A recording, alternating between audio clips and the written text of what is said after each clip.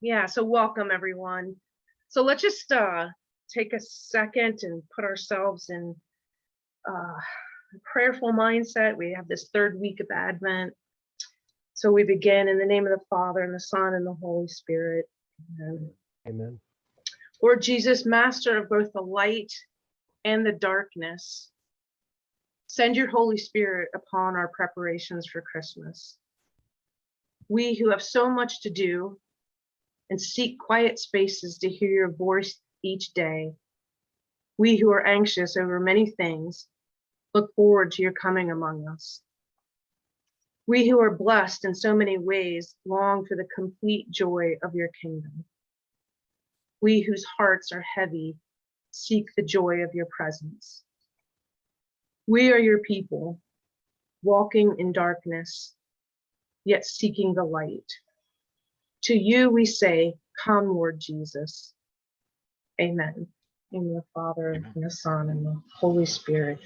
Amen. So I'll turn over to Jack to kind of introduce the topic, and then he'll go from there. Sure. Martha and I are on the education subcommittee for the Dayton Marianist Family Council. And so we talked to Brother Ray, and he graciously agreed to make the talk today.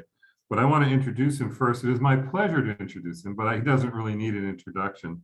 Brother Ray Fitz is the former president of the University of Dayton. He was the Father Fareed Professor of Social Justice in the Fitz Center, and he's the founder of the Association of Marianist Universities. And the topic today is Marianist mindfulness and difficult conversations. So Brother Ray, thanks very much. And if you're interested in sharing the screen, I think we can make you the host, so you'll be able to share the screen. Are you interested in doing that, Brother Ray? Yes, I am. Yeah. And You should have that capability. Okay, great. okay. Thank you, Brother Ray. Sure.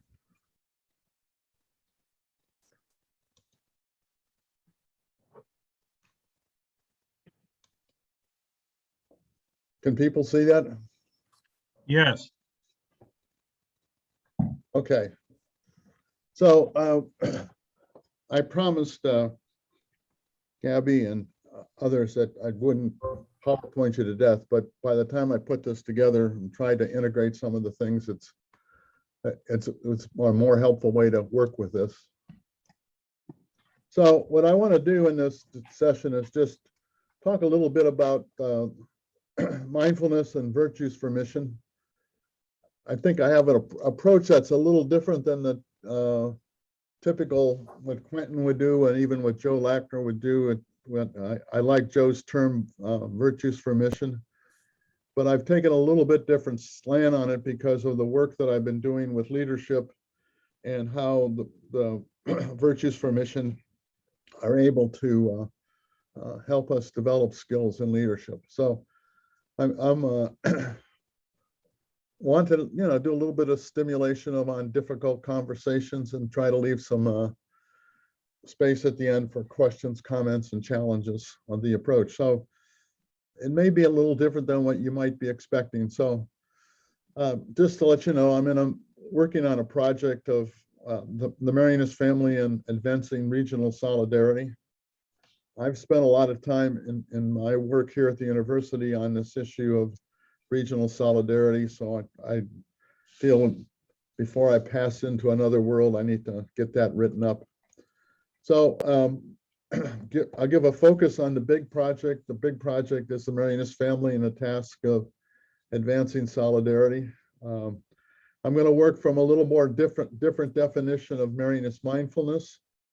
The way I understand it is that we need to understand the functions of the brain and how that impacts our ability to implement the virtues for mission, and get a little bit of an approach that I've used for examination of consciousness, and then hopefully do a short case study on how this has affected my life. So, the secret of that I've been using with my students and working in the community is some virtues for difficult conversations. And first one is clearly, how do we create a space for encounter, for dialogue? And I'll say a little bit about that in a few minutes.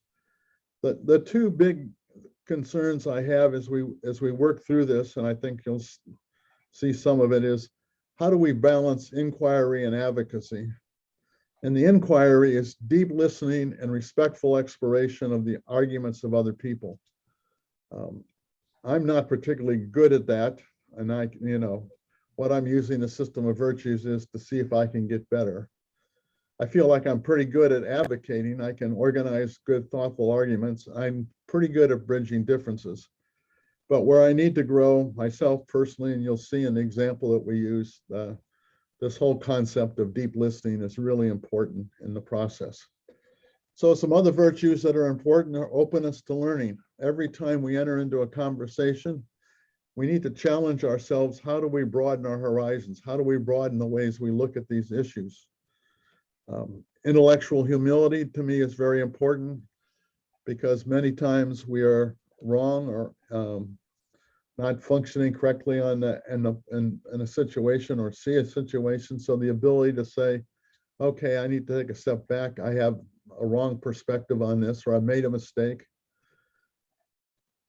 Something new that I've added to this group of virtues this time around, just working on it, is what I call creatively engaging wedge issues.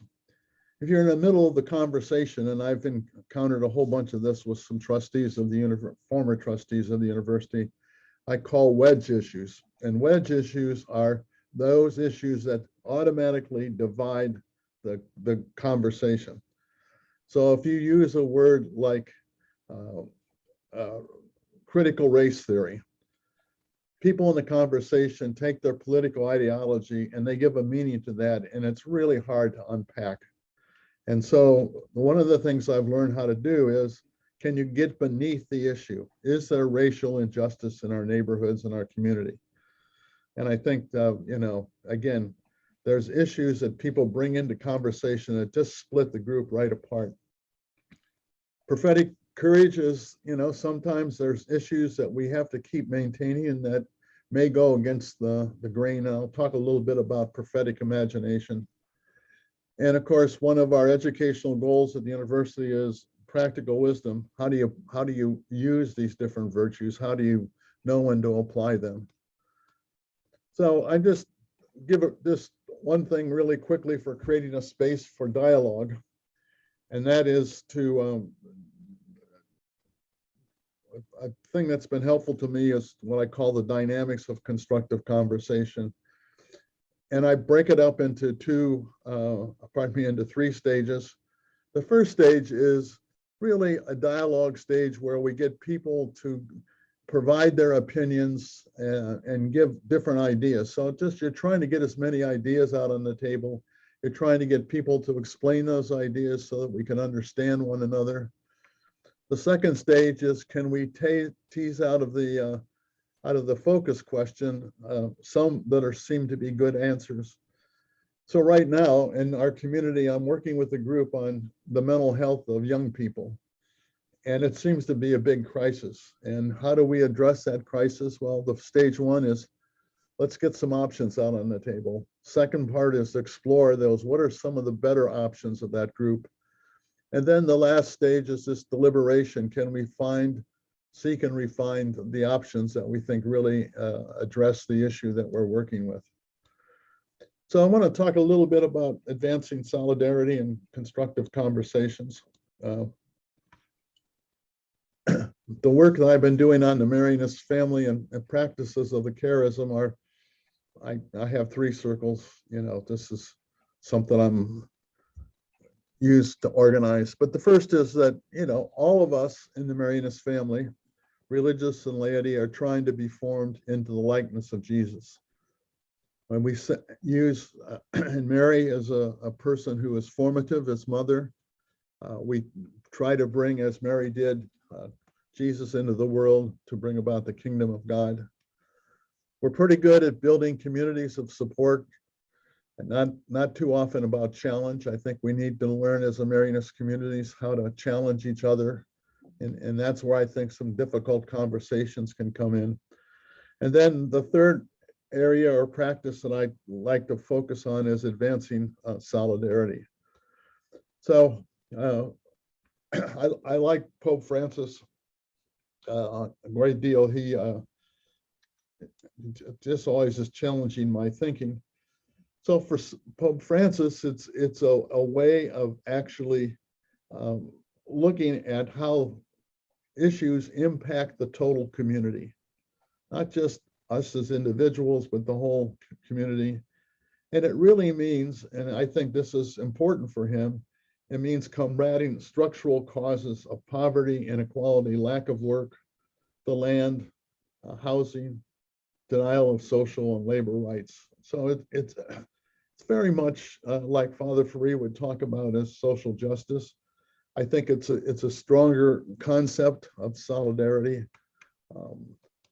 So the notion I've developed, and again, I had the privilege of working with Father Ferry when he was alive, and also looking at some of his work in terms of our work here at University of Dayton. I always do remember Father Ferry always said to me when I was working in a formation program, I always had the wrong question, and he was always trying to make sure I had the right question. But what I did get from him is that if we want to advance solidarity in the metropolitan region, we have to be organizers, and community organizing skills are important. And we have to get groups together to transform the ecology of institutions and culture in our metropolitan region. One of the things that I think is very important is if we look at the region, the metropolitan region, we'll see that we're a very split community, very fractured is the word I like to use. And we have pockets of low opportunity neighborhoods or high poverty neighborhoods that are really impacting children and families.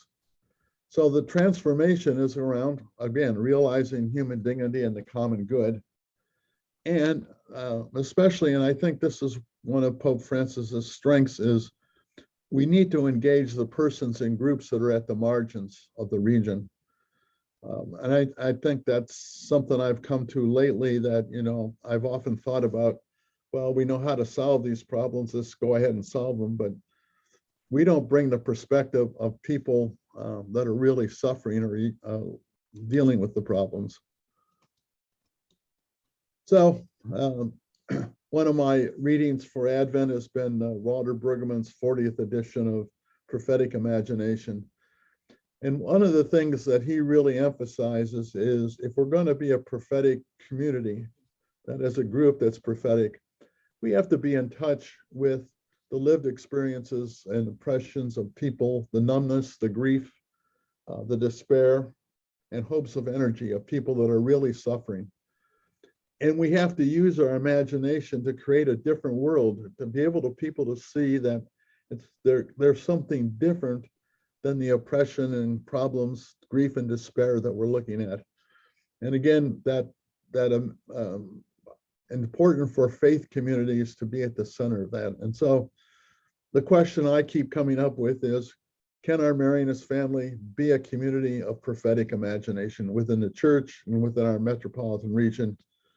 And I see a number of people from other metropolitan regions here, and I'm sorry for restricting this just to Dayton, but I think everything I'll say would also apply to the geographical regions that you're all in. So, you know, as a Marianist community in Dayton, we are entering into some public conversations.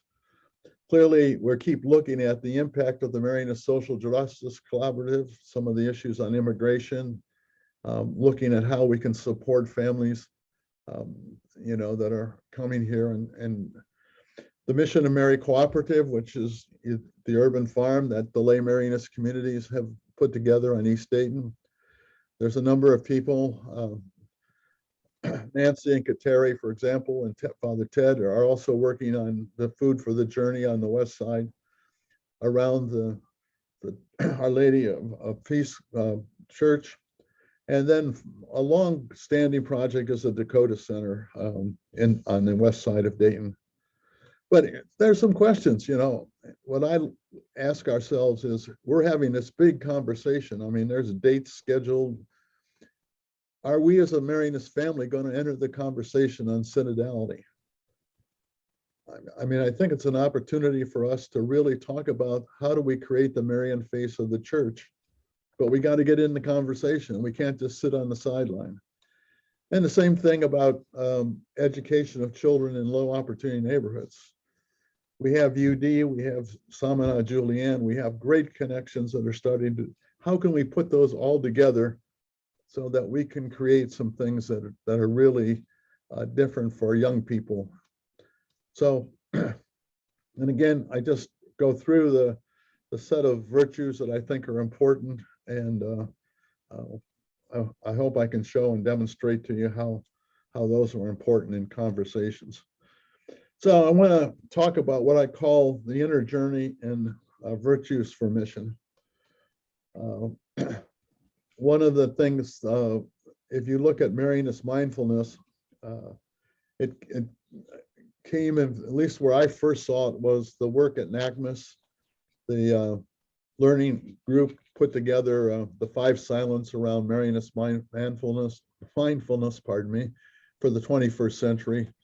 And Tom Giordino and the Association of Marianist Universities has these little 5 cards that are about the virtues of mindfulness of the 5 silences. But one of the things that I'm trying to do, and again, it's with my work with leadership, and I'm trying to blend that with the work of our Marianist family in working on advancing solidarity, and that is looking at how we understand the functions of the brain. And again, the habits of speaking, acting, thinking, feeling, imagination are all functions that have some location in the brain and some way of functioning.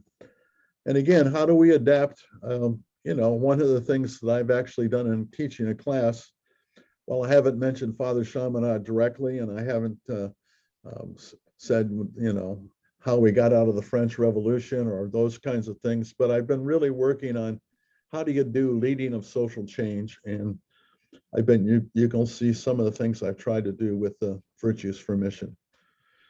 So here's a question that I've had to cope with in my 52 years here at the University of Dayton as a faculty member and as an administrator. If there's a problem in a relationship or in a group setting, I really need to ask myself, is my behavior part of the problem? And I can tell you many times it is. Not that I'm the sole problem of the situation, but I'm certainly contributing to them. So the question is, how do I change my behavior? And I think that one important thing we can use is the wisdom that's embedded in the virtues for mission. So this little iceberg approach is a way of looking at the many layers of self. The behaviors we have, that is how we speak and how we act, people can see those. They can feed back to us what they see. And there's something that I think is important. And again, you know, this may be a strange concept, but the strategies for action. How do I respond to different situations? And I'll say a little bit more about that in a minute. But those strategies of action bring together perspectives and habits, how we see the world, our mental models, our ways of thinking, feeling, and imagining. And then at the bottom of this iceberg is what I call the personal narrative. What's the story I'm telling about myself and how I'm interacting in the world? And I find working off of this model, and I'll explain it to you, that I think the virtues of for mission can be very helpful. You know, strategies of action, basically, you know, we see and hear something, we tell a story, we feel, we act. And I'll just give an example.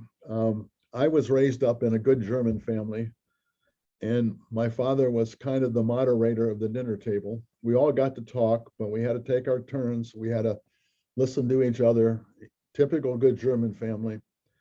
When I was in a graduate school, one of our brothers took me to an Italian family. What I noticed there was I was just absolutely mystified because, first of all, everybody was talking across each other. There were arguments going around the table. People were calling each other names, all kinds of things. But at the end of the meal, they all got up and hugged each other. Well, again, you can see the way I was socialized about how to have a dinner was quite different than my fellow brother that was, and from an Italian point of view. So I just want to, for us to understand the stories that we tell about our experience have a lot to do about shaping our actions. So narratives and story are going to be a big part of what we're talking about.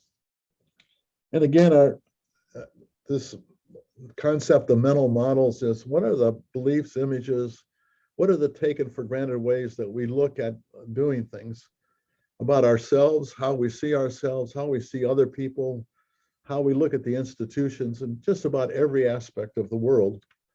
And again, these mental models really help us think through, and they shape how we think, how we feel, how we imagine, and what we do and how we speak. And so again, probing our mental models, how we see things, the perspectives we have, I think is very important. Now, I think there hasn't been a Marianist that I've met that hasn't gone through the Myers-Briggs in some experience, some fashion. And again, what I think it's good about is it tells us different ways people address the world. Some of us are extroverts, some of us are highly introverts like myself. Some people are thinkers, others are feelers, sensors. Some people are very concrete. Other people are intuitives with a kind of big picture approach to things. And then, judges and perceivers. So all I want us to realize by that is that we all have different ways of looking at reality and different ways of processing reality. And one of the things that I think is important in the conversation is that if we really want to respect the human dignity of a person, it means we have to respect their style of thinking, feeling, and imagining.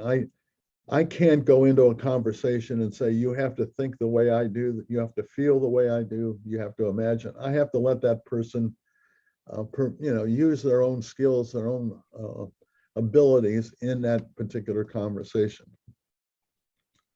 Personal narrative, which is at the bottom of that iceberg, is a story that I talk about my own life and how I make sense out of my life. What's the meaning?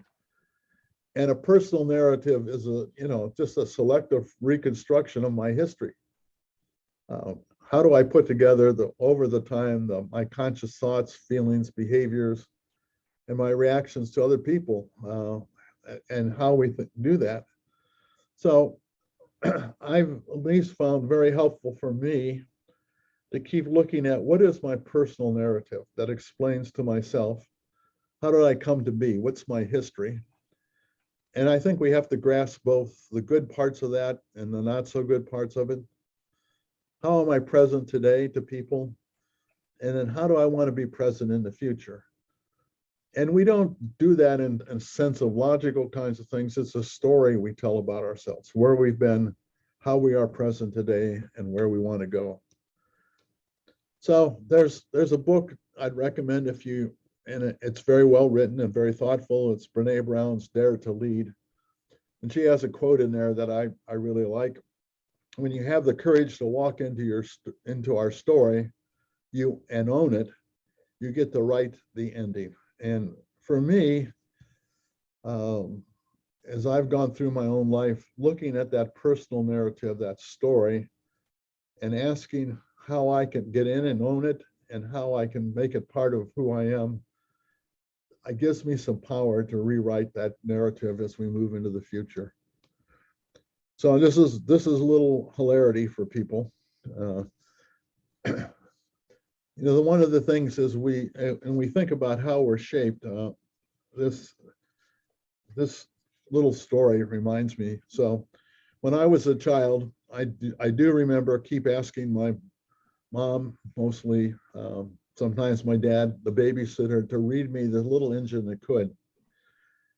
And it's a story about a train that was supposed to take the Christmas presents over the hill to children. But the train that was designated to do it just couldn't do it. He said, I'm finished for the end of the day. I can't do it. There was a big freight train that came along and said, nope, it's not my kind of work. I don't do that. Passenger train came along. And and said, no, that's not the kind of work we do. Then this little blue train came along. And there was a clown in there who was kind of the leader of the group. He was part of the toys going over the mountain. And the gist of the story was this little train was taking on bringing those toys over the hill to the children for Christmas. And the story goes something like this. The train, as it's going up the hill, says, I think I can, I think I can, I think I can. As the train with the toys gets over the top of the hill, it says, I know I can, I know I can. And again, the reason I tell that story about myself is it shaped somewhat who I am, right? I'm a persistent SOB.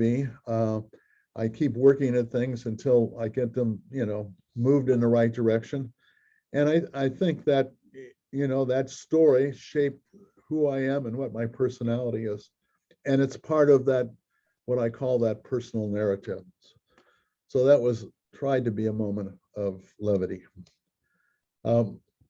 So the important thing about leadership for me is how do we discover the contradictions in ourselves? I'm always on a journey for greater personal integrity. That's what the virtues for mission are all about, is how do we shape ourselves to be more like Christ? And how do we really look at the contradictions that are in our story of self and the many levels of self, and how do we recognize patterns of unproductive behavior? And again, the unproductive behavior and contradictions that are part of myself are really keeping me from fully living the full imitation of Christ. And so again, the reason I take this approach is I think, the consciousness examine is really to think about how are these barriers and these unproductive behaviors, what are the roots of them in our life? So what I have found helpful, and again, I'm talking about my own personal experience, but I think at least in the students I work with, this makes some sense, that if we want to name the contradictions that shape our behavior, we have to look outward, just to see how other people are reacting. And I need to become aware of my own unproductive behaviors. And again, I hope the case study that we'll do here in a few minutes will help you understand what I mean by that. And again, I have to ask, how are my behaviors not Christ-like? And I think most of us are pretty good at identifying some of that. We may not always own it as much as we should. But I think another one we don't ask ourselves quite often is how are some of my behaviors Christ-like? I mean, what are the gifts that I bring into this process? And as I look outward, I then can move to what I call the inward journey to discover how my patterns of behavior are shaped by my strategies of action, my ways of thinking, feeling, imagining, as well as how my personal narrative shapes what I'm doing. So I want to bring that out of the abstract again, and I just bring back to us to the iceberg. It's shows us that there's levels to this of self, and I think ways that we can understand. This little diagram here, or this thing, is what I call the inward journey of learning. It's a little, what would I say, a little diagram that I have in my own, when I do my consciousness examine and when I do my journaling. And again, what I want to find out are, what are my patterns of behavior that are causing problems? And what problem do I need to change? That is just identifying what the problems are. And then asking, what strategies of action do I have that reinforce this dysfunctional behavior? And again, how do those strategies of action, how do I put it all together? And then getting down into the mental models that we have, the ways we look at the world, the beliefs, the images that we carry, and the ways that we think, feel, and imagine. How do those support our strategies of action? So I use the example of the dinner table. If I have unproductive behaviors at the dinner table, how is it that I can sort through what those behaviors are and what I need to change? And then finally, what is the story that I'm telling about myself, and how does that story need to change? And again, as I said, this has been very helpful to me in journaling and thinking through and using the virtues of mission as an approach to thinking about about how I want to change the dysfunctional behaviors that I have. So one of the things about how do I develop new behaviors, and there's a lot we can learn about how to change habits, but one of the most important things is I need to be vulnerable. If I'm going to change out of my traditional patterns of behavior, I'm going to have to take risk, and I'm going to have to be vulnerable in that process. And I can tell you, and I hope I can demonstrate with the case study we'll look at, is that adopting new behaviors are often a painful experience. But if I do get those new behaviors and I start working with them successfully, they allow me to have new ways of thinking and feeling and imagining. And again, over time, if I develop those new ways of thinking, feeling, and imagining, I can begin to transform my personal narrative so that it's shaped by the themes of Christ's life.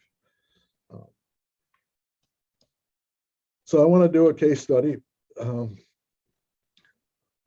This is one that I experienced, and I hope I can illustrate how I use the virtues for mission to sort it out. So this is a case study of my time as being president of the University of Dayton. When I came in 1979, I inherited a team in place. There were vice presidents and deans. They all happened to be 10 years older than I was, every one of them. And we also had this prevailing kind of ethos is that Marianists don't change things without a good reason. I had introduced some mission-oriented approaches, strategic planning and budgeting. Trustees were pretty excited about that, but there was a culture that was somewhat resistant to that process. The culture of the university was, somewhat paternal and hierarchical. In my first couple of months, I thought every decision came to the president's desk. Nobody was taking on making decisions. And in some senses, I had to make that system, that culture work. And yes, I took on some of the characteristics of the system. I mean, I wasn't going to sit there and repudiate what was going on, but it was shaping me in a different way. But the issue came up that over time, I was developing a new leadership team.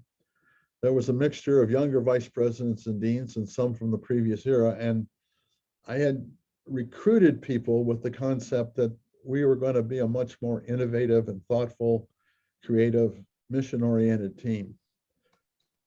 Well, what was happening is, as I was developing this new group of vice presidents and deans, we weren't working well together.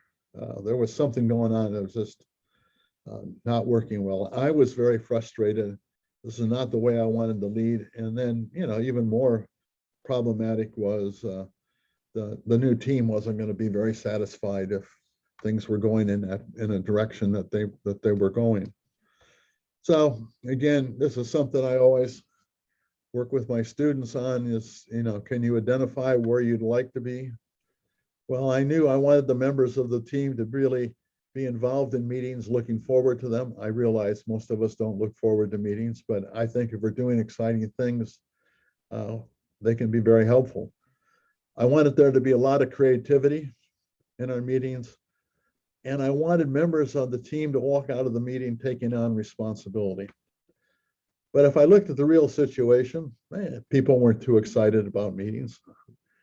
Members were not making creative contributions, and again, I won't say nobody, but very few people were taking responsibility to address some of the issues. And again, it was the culture of the institution that was a problem. So, I had to ask myself, how did I understand this gap? Am I willing to own that this is the real situation, and and how am I responsible for the gap? How does my behavior have this gap occur in our organization? So this is a little bit more sophisticated way of looking at things, but I think it'll help you understand the process that we went through. Important thing was for me to understand the problem.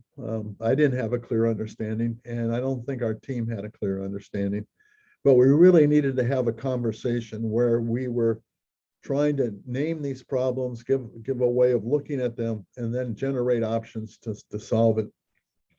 And so one of the things was to get a set of conversations going, a term that's often used in leadership is a holding environment. And I got an outside process consultant so that I could participate in the conversation without being the authority figure. And the process of the conversation was, how do we create sufficient distress to move the conversation forward, but not so much stress that it blows up?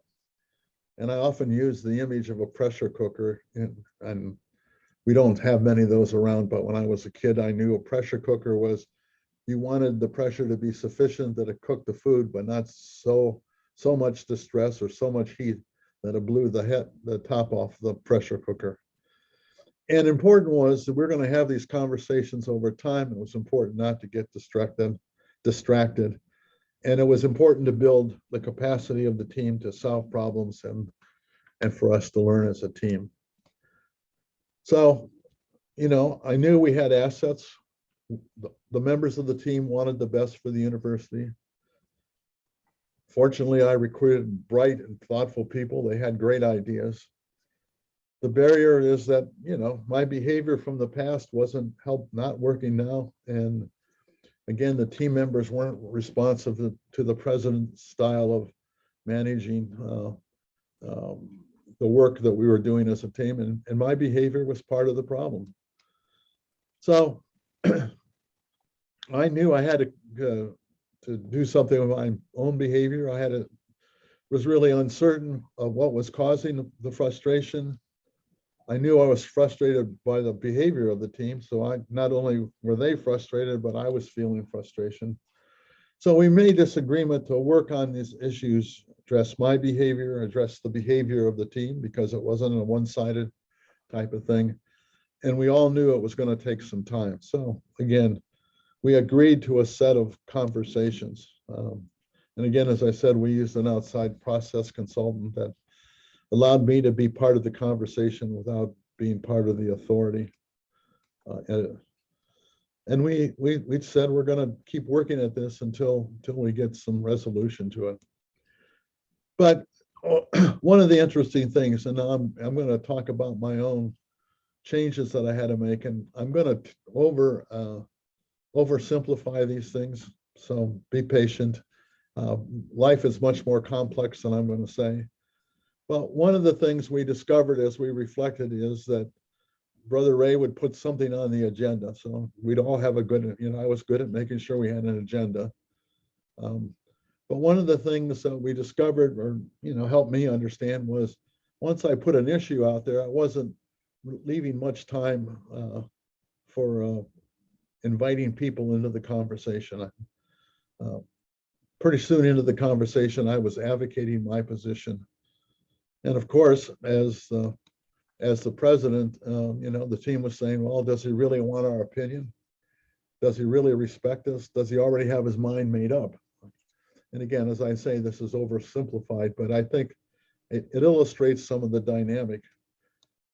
And then the teams, given the thinking that they had, is, well, what's the sense of getting prepared for meetings? Because if the boss already has his mind made up, what are we going to do? They don't respond, and they didn't follow up for things. And of course, then when I saw that, I said, gee, this team's not prepared. They aren't interested. I'm going to have to carry all this by myself. And of course, you can see what it did. It reinforced the cycle there. As I'm saying, this is kind of a simple description, but I think it's important for us to understand the cycles that are destructive or dysfunctional, not destructive, but dysfunctional behavior causes. So I had to go into what I call a deeper way of thinking. How were my mental models and patterns of thinking, feeling, imagining influencing my propensity to speak too quickly and to be in a hurry to advocate my position? I had to really come to grips with that behavior. So what I saw is if there were unanswered questions on the table, if we left it there too long, things would get out of control. They'd get messy. A good leader never lets things get too messy. And as a leader, I've been successful by clearly articulating my position early in the conversation. So you can see that what I was probing is, why was this dysfunctional behavior, but had certain ways that I was thinking, certain ways that I was looking at the task of leadership. Again, I had to ask, what narrative was I creating in this process? And again, if I, through journaling, through taking time to reflect with people, the image I had, the narrative was that a good leader was one who could keep good order at meetings, could keep things moving, get it productive going. Good leader never lets things get too messy and is always in control of the situation. So I had to realize those things about myself, that somehow the narrative, the little train that could, was affecting the kind of behavior. So at the center of my personal narrative was, yes, I had a good ability to control my environment. And I really was able to use that for doing something good, but the way I was doing it was not at all helpful to our team. So what helped me to change? Well, I think the one important thing was to listen, really patiently listen to others with an open mind. So, let people give you feedback. Let's sort through the problem, not only my behaviors, but the behaviors of the team. Just taking time to reflect. I had to tell, I did a lot of journaling during this time, to thinking about what are my, beliefs and assumptions that were leading to the problems that we had. The conversation about the problems, I think, was important. Again, this, what I call inquiry, holding conversations where I openly share my views and develop issues. So talking with a friend. So I had a couple people on the team that I really had trust, and they were willing to talk candidly to me. When something went wrong in a meeting, I was able to say, okay, what went wrong, and what was my contribution to making it move in the wrong direction. And again, I think the whole task of spiritual direction was important in this process, just sharing with the spiritual director the challenges I was going through, the kind of journey I was trying to look as I moved through the process. And taking time to be alone for reflection, prayer, and integration. The retreat issue was very important.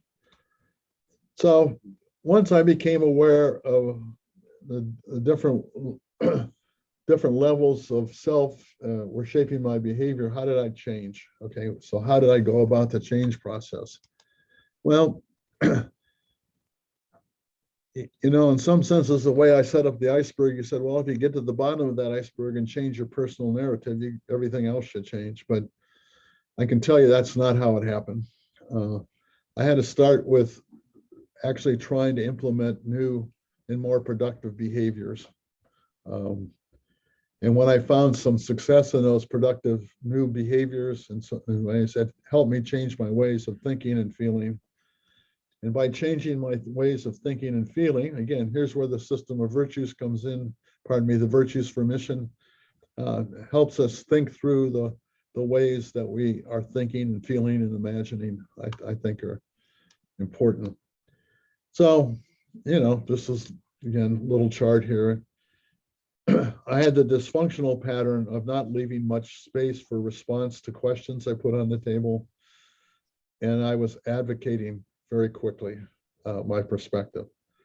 The new pattern I had to try to implement was creating a space so people could respond. I needed to be more silent in conducting the meetings. I really had to learn how to invite members of the team to address the questions. I had to develop the skills of listening that were important, and really had to be able to develop the skills of engaging people in dialogue.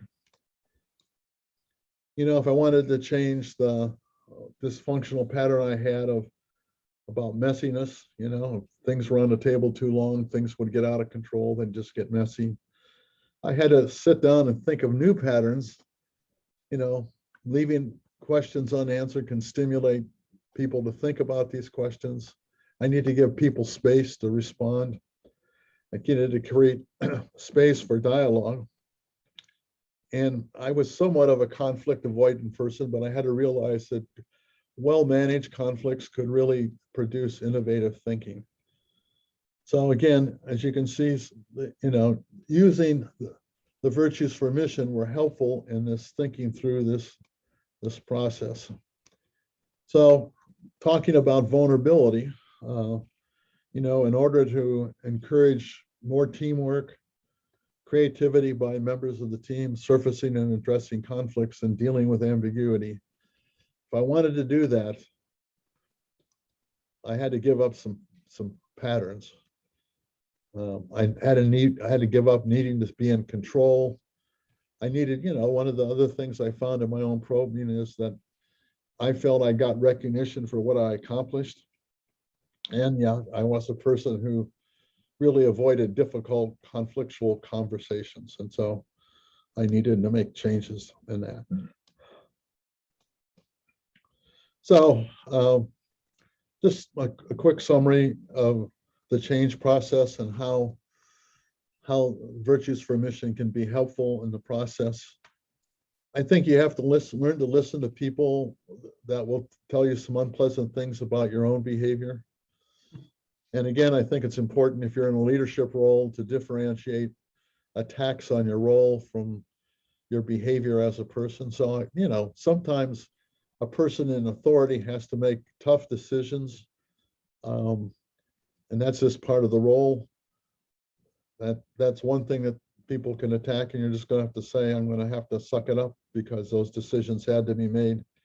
But there's also people attacking you because of your behaviors. And I think that was always a stimulus.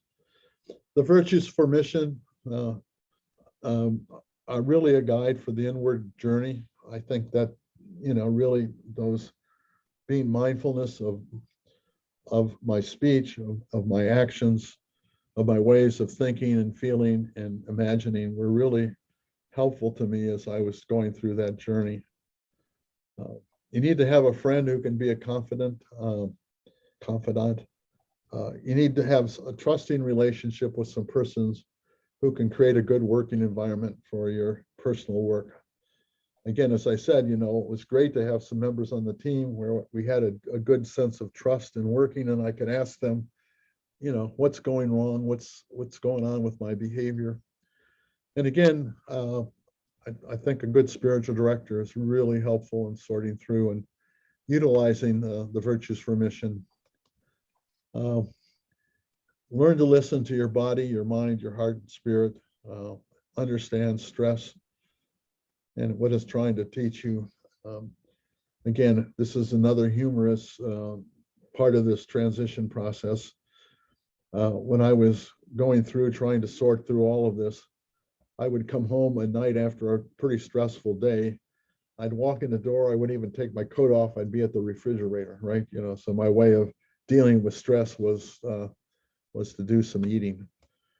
So I think it was important for me to get through the process, to be excited about learning and to grow and to change. And I think we developed a very functional, good, strong team of people because we went through this process. And again, what I want to emphasize is that the virtues for mission really helped me sort through going deeper for the journey for inwardness that we talked about. So again, just the virtues for difficult conversations, creating space for dialogue, you know, balancing inquiry and advocacy. This these are two skills that I think are really important. You know, the inquiry is deep listening to others and respectfully exploring their arguments. I mean, not telling them they're wrong, but just asking questions that help you unpack how they're seeing things. Being a good advocate, organize your arguments in a thoughtful way, and trying to bridge differences. I think one of the most important things when we're making a point in a conversation is how can we blend and weave in the perspectives of other people into the way we're looking at things. And again, this concept of openness to learning, I think it's important. It's not an easy journey. I hope you could see that there had to be a certain amount of intellectual humility as we went through the process. And again, you know, making sure that we were keeping ourselves focused on the important issues and being able to raise tough issues. And you know, that prophetic courage, I think, is extremely important. So that's a quick overview of mindfulness and the virtues for mission. Gives you a direction of ways that I'm thinking about things. I certainly, you know, be glad to answer any questions or to, you know, entertain comments and challenges. As I said, this is something I'm working on during the second semester to try to put some of this material together for how can we as a Marianist family really advocate for solidarity in our metropolitan region. So Jack, I guess you can moderate the questions and comments, and I'll be glad to answer any of them. Thank you, Brother Ray. That was really interesting. The Little Engine That Could was one of my favorite books growing up as well. Does anyone have any questions or comments for Brother Ray?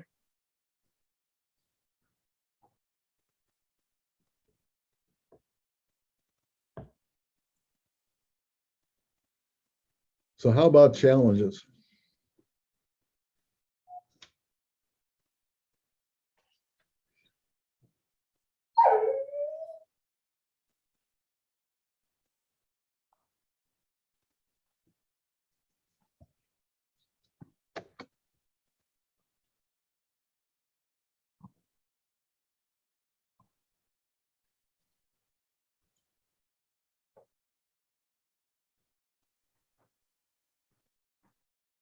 We have a very quiet group. Brother Ray, are you going to include this in a book? Are you working on a book? Well, I'm working on a monograph. Mm-hmm. I don't know that it's going to be a book, but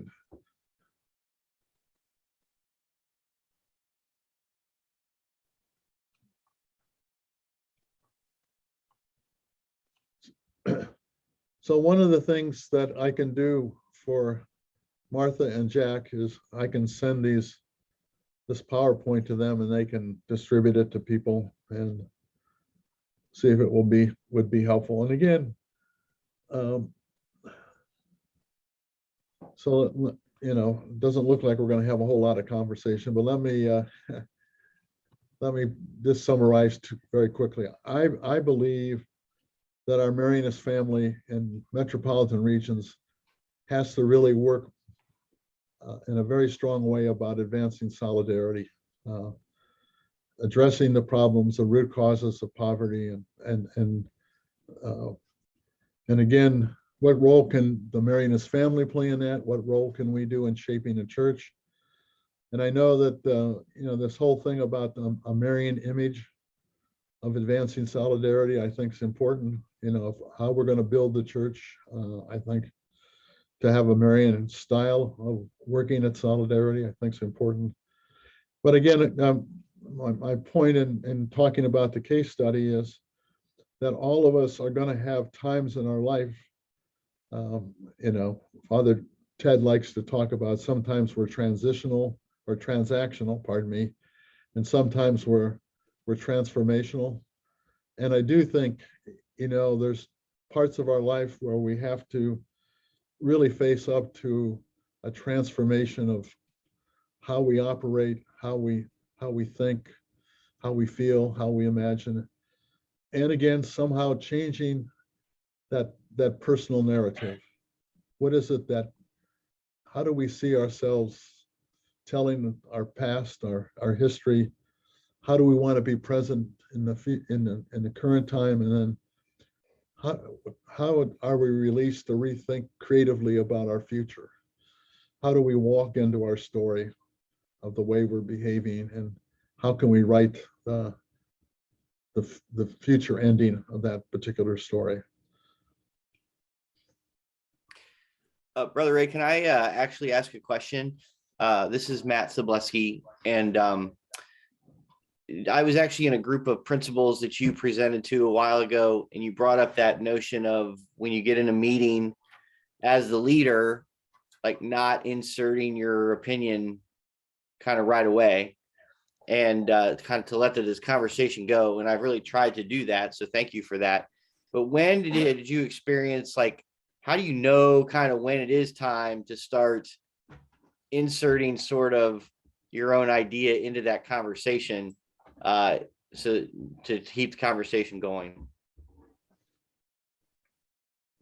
That's a good question. And the guideline I use in the process is that if you're the authority figure, which as a principal you are, you have to be very careful to how you go about that. And so what I've learned to do, and over the last maybe 20 years, is to really engage people to express their opinions and to say how they see the thing. So again, encouraging persons to dialogue, and then insert yourself as part of the dialogue. To say, here's a perspective I have. And again, as a principal of a school, one of your key activities is to be the guardian of the mission of the school. And so, I mean, I think engaging people, getting their creativity, getting them involved in that process, you have to figure the timing when it's a good time to insert your own perspective on things. I find I have to leave people have a process of dialogue first before I, and then I always try to make my contribution that I'm making that blends in what other people have said. Okay, so it's important to say, if I'm going to advocate for something, how can I take out of that dialogue session that we had contributions that people made when I'm making, my contribution? So I like to use the word bridging. How do I bridge the different perspectives to get us towards consensus about the direction we should go? Thank you. That's Brother Ray, Brother Ray, would it be helpful if you're in a meeting of let's say the school, and the principal of the school, the president of the school, if you're not the chair of the meeting and you're there, but then if you're not the chair, then the chair is kind of the ad hoc authority figure. Does that help promote the dialogue? So Jack's good question. I haven't thought about that too much. If you're the principal or the president of the university, you're the authority figure. And you just have to worry about how your behavior is understood by other people. And so what I found myself being more successful is that when I could demonstrate that I was taking seriously other people's points of view, I was blending those together into a consensus of where we were with the dialogue. I felt we were making more progress. When I talked about when we were trying to sort through the problem, and I had an outside facilitator, I mean, that was important for those conversations, because I wanted to participate, and I didn't want to participate as the authority figure, but as a member of the team. But that was what would I say?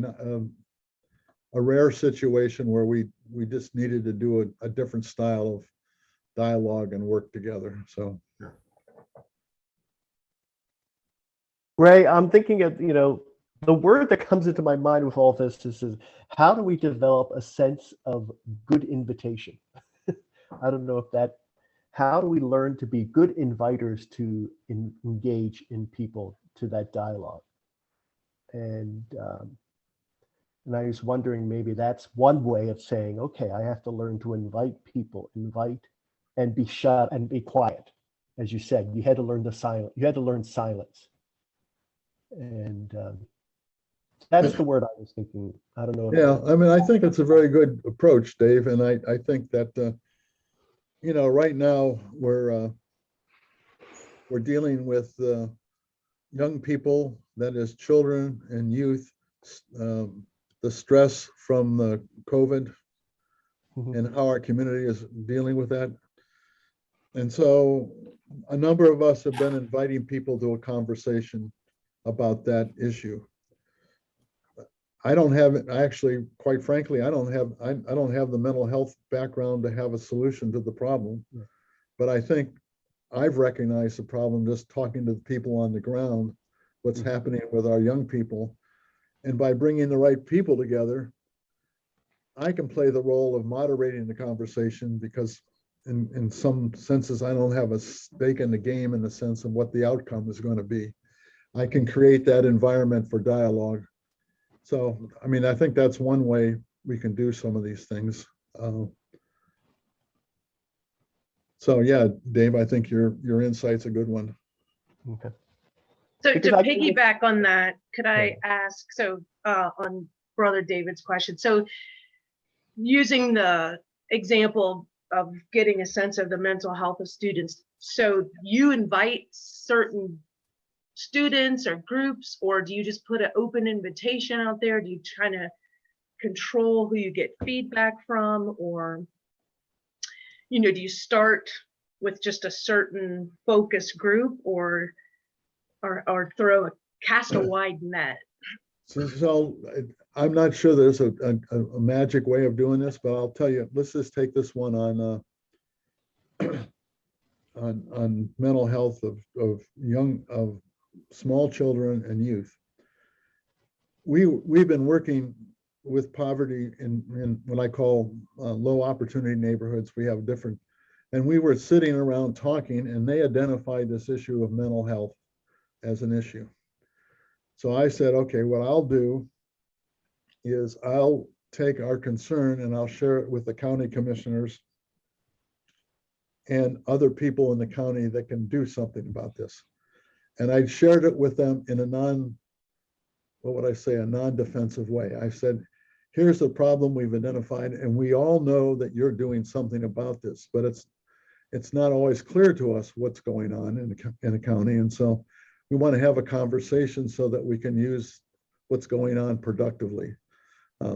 So, I had people working on the ground, and then we had these policymakers. And it turned out Carolyn Rice, who is one of our commissioners, has this mental health issue on her agenda. She responded right away quickly that she wanted to be. I found out that Daryl Fairchild, he's been on the city commission. He's got this on his agenda. So now we've connected Carolyn Rice and Daryl and our group. And we said, let's get together after the first of the year, just sit around the table and talk about this issue. So it's people on the ground. It's people that do policy on the county level. And we're going to have a conversation. And I don't know what's going to come out of the conversation other than I think people will understand the different positions. Why is it so difficult to provide the mental health services? Why are they needed? And can we overcome some of those issues? So, Martha, it's just, you listen to who should be involved in the conversation. I had known about Carolyn Rice's concern. Somebody told me about Daryl Fairchild. And I got out, I reached to both of them. They were just so enthusiastic about being part of the conversation that I felt, oh, we're on the right track. So. Hi, Ray. This is Dave McWigan. Yes, Dave. Hey, good evening to you. Thanks a lot. My question is in using virtues for mission. I have a question about once we get beyond the silences, and I think a lot of work that we do with the system of virtues, we get a lot of mileage out of the silences, and I'm curious about your own experience of being helped by the purification virtues and or the consummation virtues. One of the things I find interesting about the system of virtues is you would think that as you go progressively, it means you're getting better and the virtues get easier. But when I look at the system of virtues, the deeper you progress, the harder they get. So when you get to the consummation virtues, you're talking about the annihilation of the self. But I just, that's just a thought of my own, but I wonder how you use the system of virtues once you get past the preparation virtue. So Dave, it's a question that I'm pondering, and let me just give you a few things. I mean, I need a lot of work on this. I believe that when we look at so I like to use Joe Lachner's Virtues for Mission. I think, you know, for a systems engineer, it's hard for me to believe that this group of virtues is a system, but you know, but it's a good set of virtues. So I'm fine, and it really helps us become strong in our mission. So let me just give you, you know, one of the purification virtues is about limitations, dealing with limitations. Well, think about, you know, the case study that I utilized there. You're always dealing with limitations of reality, right? And how, you know, how I deal with those limitations. What happens if I can't get the group together? I mean, you know, crazy stuff like that. The limitations of reality of putting these dialogue sessions together. I believe you use the other example, and again, I'm doing this off the top of my head, but the notion of annihilation of self. I think it's more productive to look at what is the transformation of self that has to take place to live a better image of Jesus Christ. And as I tried to illustrate, I found making that transition very painful and very hard. And was there an annihilation of self? Well, there was an annihilation of the old self upon which I could build a newer self. So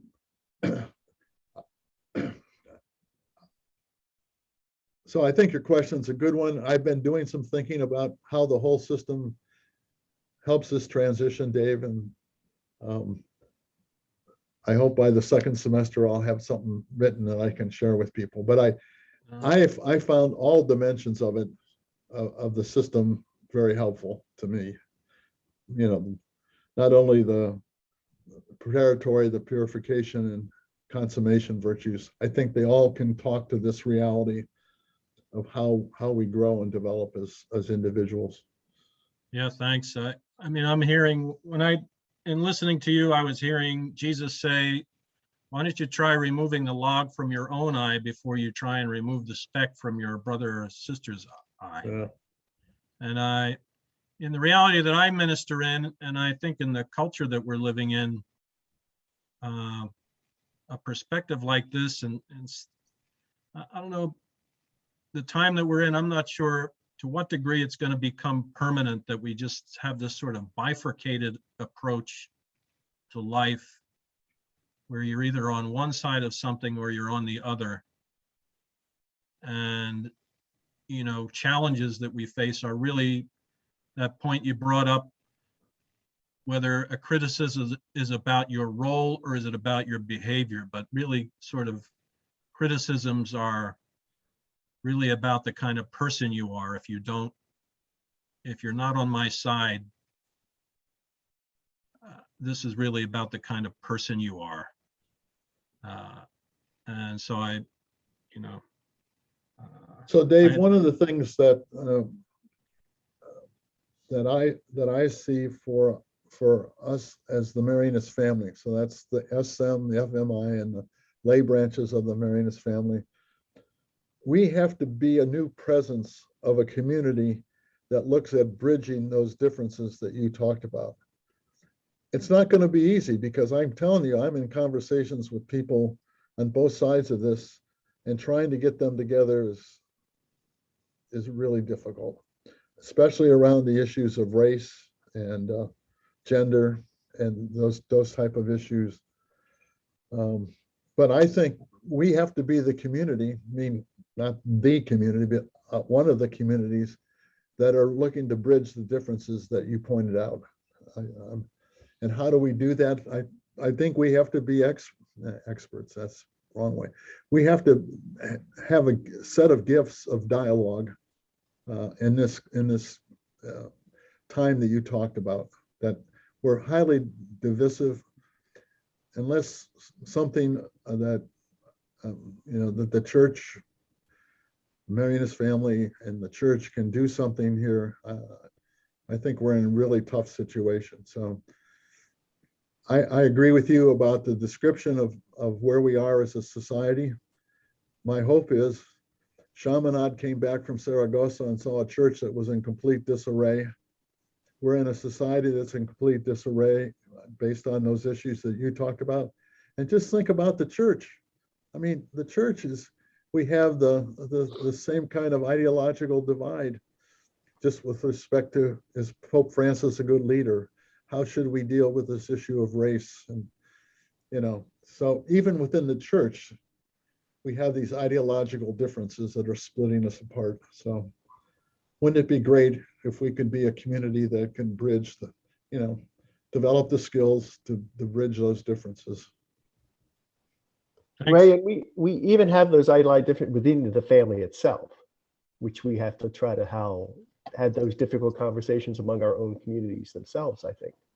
Would you agree with that too? So Dave, say it a little bit. I had a little hard time. I'm just saying that we have those sometimes ideological splits even within our own family, our Marianist family, which we have to work through. Before we can witness to society, we have to witness to within ourselves, right? Right.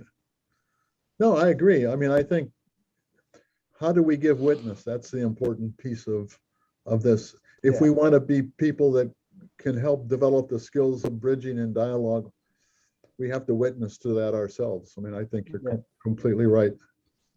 Yeah.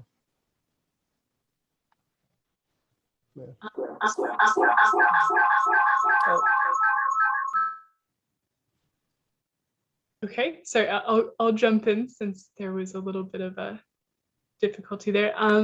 So yes, I appreciate that you applied the virtues to, calling the Marianist family to be in greater solidarity with the urban community, and you applied the virtues within one institutional setting in a case study. How do you think these virtues apply to institutions, different institutions, especially in Dayton, collaborating with each other to address some of the most pressing needs in our community? And I ask because I know you spend a lot of time thinking about this, so I'm curious to hear if you have any thoughts about what that looks like, to try to be a listening and collaborative presence and have difficult conversations while collaborating between organizations. Because I do think greater collaboration is needed to really make a difference in these cycles of poverty that we see, in Dayton and in other places across the US, being able to actually share resources and not just have the interest of one institution in mind. Yeah, that's probably a whole chapter in this monograph, but one of the things that, again, I'll just give some examples of about 12 years ago, we began to look at what was happening to students from the time of birth to the time they got a credential. So that was the work of Learn to Earn Dayton. And then a whole group of us said, well, that's great. We got good monitoring systems. Well, what's happening? the school systems in the inner city aren't producing very good results. And we began to say, okay, maybe that's more than just the school. Maybe it's the family, maybe it's the neighborhood that we need to pay attention to. And we got into this conversation, which I think, I'm telling you, it's 10 years going, about two generation or whole family approaches to working with people in low opportunity neighborhoods. And, the county has actually accepted a modification of Learn to Earn to work on the 2-generation approach. And, our community has just gotten a major grant because of this work from a group called Blue Meridian to work with Northwest Dayton Partnership for a 2-year planning period. Can you imagine getting $8 million to do planning? So all I'm saying is these conversations are yielding some results to make things happen. And again, I'm trying to think of the best way to say this. You got to find out, okay, so Solidarity is organizing groups that want to transform the system. Who do you want to get together? So, we found a county commissioner. We've now found a city Dayton commissioner, and we're bringing those people into dialogue. So, my approach is, how do I organize a group of people that want to change the system? And, Kateri, you're talking about the project that you have, Food for the Journey, right? Trying to address the issues of people that are homeless or near homelessness. Eventually we got to find a way to solve that. We need to address that problem in some kind of a productive way. Why do we have as many homeless people as we do? How many people living in poverty as a community? So it's organizing, it's community organizing work. It's getting the right groups together that can address, the policies and programs that we have. Yeah, I mean, it's a good question, and I need to work on a good answer to it. So, but I think it's organizing people. That's the trick. Thanks. Yeah, that's helpful. I mean, it's a hard question, to be fair. So thanks for some good thoughts. Brother Wayne, my question was similar, and I thought maybe it was asked, but maybe there's a piggyback here. Is you mentioned at the beginning some of the primary needs that you see in the Dayton area, and I think that's my question is, as we think about being brave and having these difficult conversations and using all the resources that you gave us, what are the priority areas that you see that in the Dayton area that we need to engage in? One of the things that I've developed a sense of is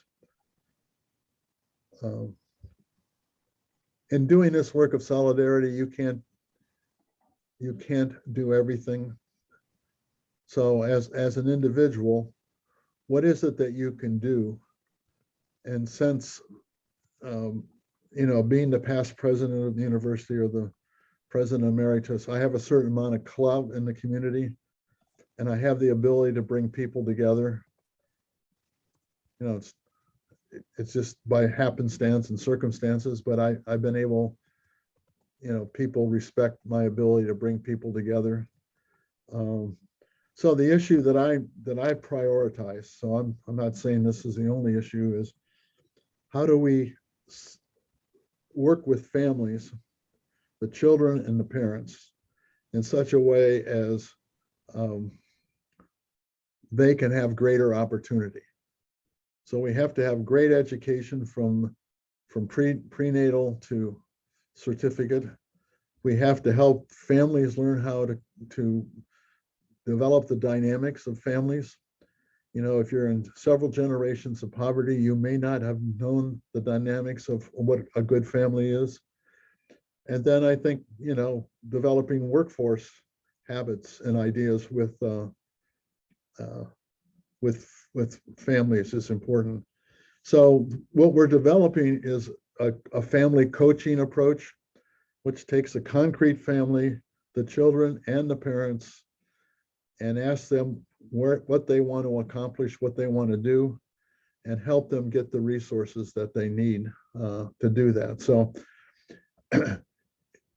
I would ask, if you really want to see a great example of what's happening, I would say to you, Google the Hope Center for Families in Dayton, and you'll see how a hub has been created there to implement this 2-generation approach or whole family approach to. So what we're trying to do in Montgomery County is to get a network of these hubs that help families, help the children and help the parents move towards a greater self-sufficiency and greater opportunity. So I'll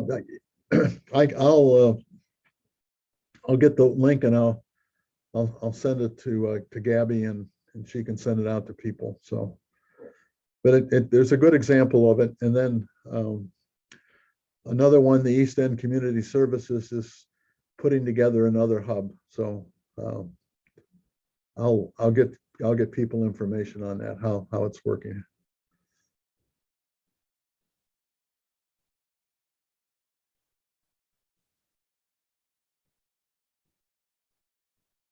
Jack, I think we might have exhausted people. I think it's been a very good conversation. Thank you, Brother Ray, very much. And it's so great to see everyone. So I'll send the slides to Gabby and she can get them out to people. And I'll pull down some references that people, if you're interested in looking at some of the things that are happening, I'll include those with when I get to Sister Gabby. Thank you, everyone. And real quick before you go, just want to ask you to mark your calendars for January 22nd, Chaminades Feast Day, where we will have a Mass for Founders Day for all the Marianist family in the Greater Dayton region. And as a part of that will be, a part of the Mass will be a recommitting to our Marianist vocations as lay people, as religious. So if you can mark your calendars and come to that, that would be really wonderful, and tell your communities as well. Thank you again, Brother Ray. Thank you all for joining us. Good. And thank you, Martha and Jack, for organizing this too. Good. All right. Take care, everyone. Yep.